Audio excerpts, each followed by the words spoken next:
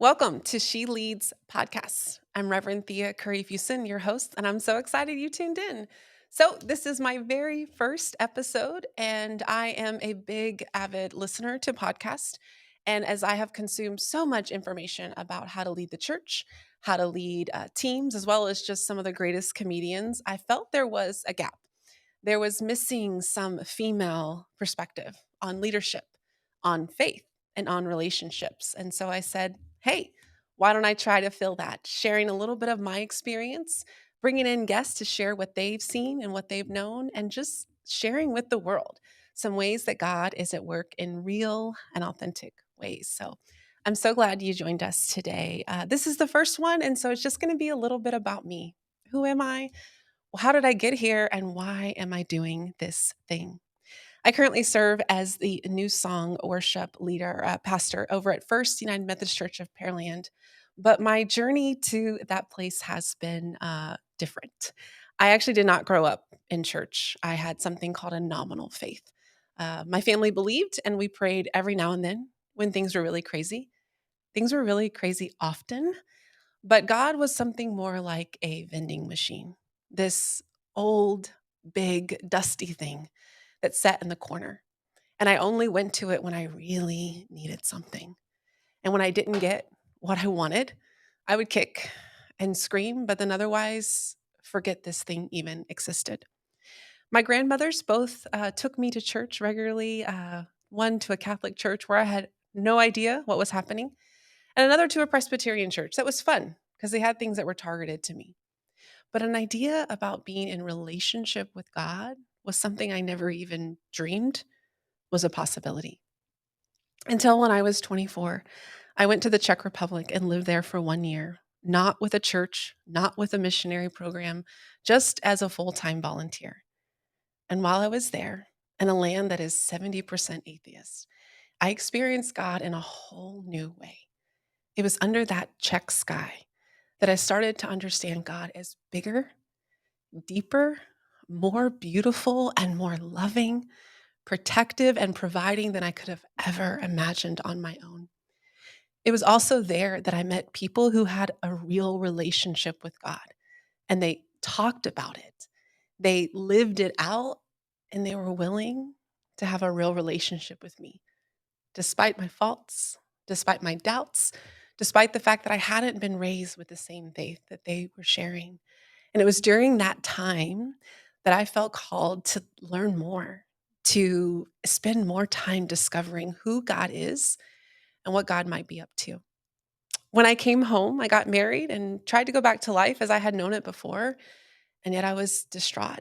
I was longing for something more. I was overwhelmed with trying to fulfill other people's expectations of me, to be their definition of good. I was weary and exhausted. And though I had lots of friends and family around me, I was alone. It was during that time that my friend from high school, who we had stayed connected and had lots and lots of fun in our young adult years together, we're having a conversation. And she talked about how she started attending Deer Park United Methodist Church. She invited me to come, and I thought, I need something. I don't really think church is the answer, but I've got to be willing to try.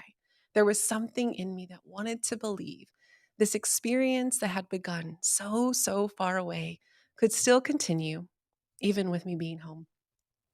I remember that first day that I walked into Deer Park United Methodist Church to visit with my friend. I prayed no one would talk to me. And actually, very few did. Now, most pastors would be ashamed that that happened in their church, but it was exactly what I needed. I needed to know that it was safe and I was welcome, and I didn't even have to entertain or communicate with other Christians because those were the ones I was the most leery about. In that worship service, I have no idea what songs we sang. I have no idea what prayers we prayed or anything that the preacher said. All I remember was at the end of the service, without any notice, my friend and her family joined the church. And as she stood there taking these vows to not only follow Jesus, but to do that in a faith community, there was something in me that wanted to want that, to feel comfortable, to feel welcomed, and to feel like I was truly a part of something bigger and better than me. And so I just kept coming back. They had a contemporary service that was earlier in the morning that my friend said was too early for her to make. But I came by myself. I went to the gym. I listened to the band play songs I had maybe heard on the radio and many I'd never heard before. I again prayed prayers I can't remember and listened to sermons I can't repeat. But I do remember the children's message every week was one about grace. Just how much God was in love with me right where I was, no matter my sin, no matter my doubt, and that God had something bigger and better for me. I would sit in the back row all by myself with tears streaming down my face. And I can only imagine what the people around me must have thought I was dealing with. And yet they just let me. Nobody pushed, nobody prodded, nobody even asked to pray with me. And it was exactly what I needed, a safe place for me to just be and receive. I'll never forget the first Sunday I walked in and the communion table was set. Again, I had a nominal faith. I had an idea of what this meant. And I made a hard decision that I was not going to partake. I wasn't ready to be a part of this thing these people were doing. I was only willing to come and sit in the back. I didn't want to be in what they were up to. And again, don't know what songs we sang, don't know what prayers we prayed, don't remember anything the pastor said, except her invitation to this grace. She made it very clear I didn't have to have everything all figured out. She made it very clear that I didn't have to be any type of committed part of that community or really yet understand where Christ might be leading me. I just had to follow. And that this grace, this salvation, this forgiveness was given freely, completely for me. As soon as she finished those words, I jumped up and ran to the stage, ready to receive this bread and juice. Looking back now, I realize I jumped the line in front of the servers and the band who was typically served first. And yet, no one reprimanded me. No one pushed me away. No one even said, "You need to wait." But instead, this grace, this salvation, this love of Jesus Christ that was poured out so freely was given to even me. That really began my discipleship journey at Deer Park United Methodist Church. I was blessed to have two female pastors serving when I arrived. And so female pastoral leadership was something I just thought was normal. I had only seen males in pastoral roles in my younger years, but I thought, well, the world must have grown up since then.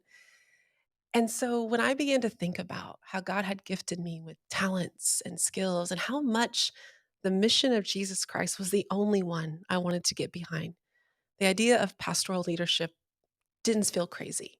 It was what I was seeing week after week in these women who shown a lot of the same skills and talents and passions that I had. And so maybe there would be a place for me. I finished my undergrad in early childhood development, and I had a call to serve families.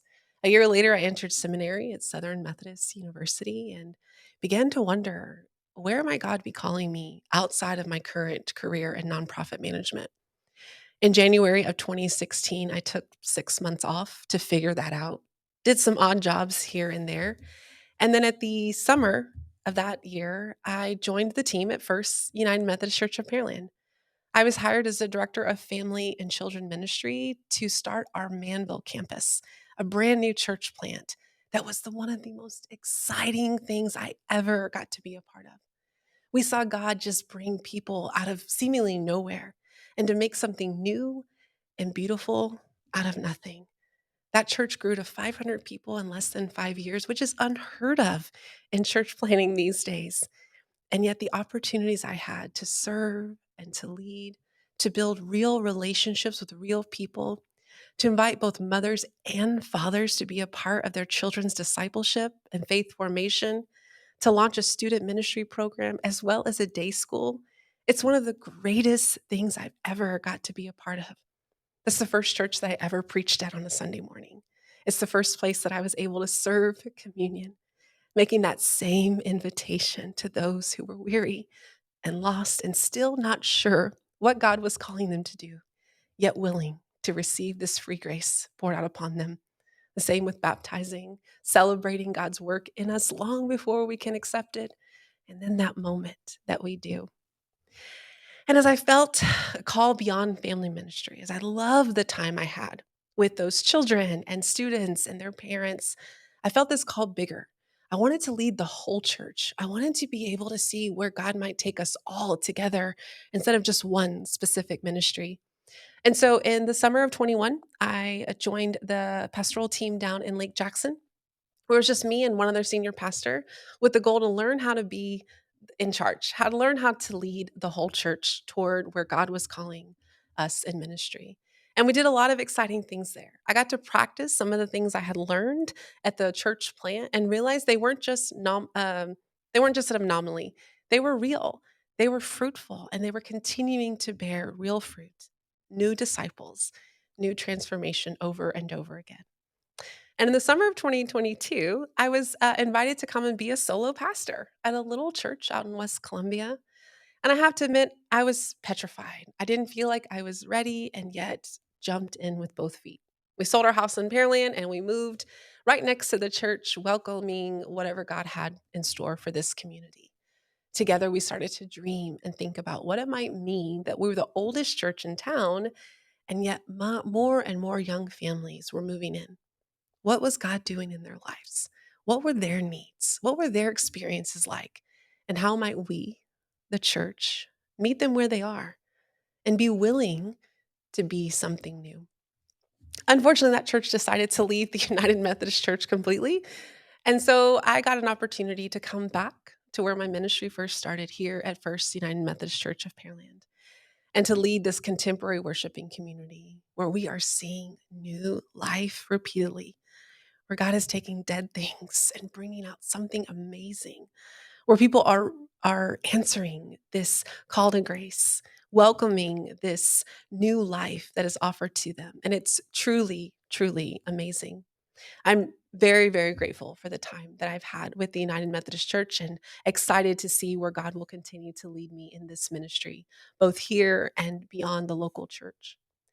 And when I think about a podcast, why? Why is this something I'd want to add to my plate? I've got a pretty busy schedule. Again, it was just this notion that there was something missing. That while I listened to these great leaders and these great pastors and these great comedians talk about their lives and their craft and where God is leading them to do, I just felt like a woman's voice wasn't there. A woman's perspective, a woman's intuition, and the way that we are naturally designed to see the world. And I just wanted to celebrate it. I also thought this would be a great way to practice communication, to practice scaffolding conversations and inviting others to share where they see God at work and what they see God doing in their lives, their leadership, their families, their church. And so I'm excited just to get real, to talk about what's really going on, to talk about some different things that all leaders experience, but from a woman's perspective. I hope that my brothers will also listen and learn about what it's like to lead alongside women, to see the gifts and talents that we bring, not just to the church, but also to the family and our communities.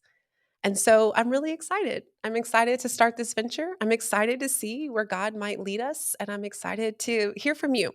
So, one thing I think would be really exciting is to have the audience participate, to share comments or feedback, to send questions about what you'd like to hear more from. And so I set up an email account. She leads comments@gmail.com. It comes directly to me. And that's just an easy way that we can interact. I don't know what that will look like, but I really love feedback. On Sunday mornings when someone says, good job, I like it. Thank you. I need to hear that. But what I really like to hear is what was good. What made it good? What made it meaningful? And how can we be better? How can we create more opportunities for people to connect and less obstacles and barriers that get in the way?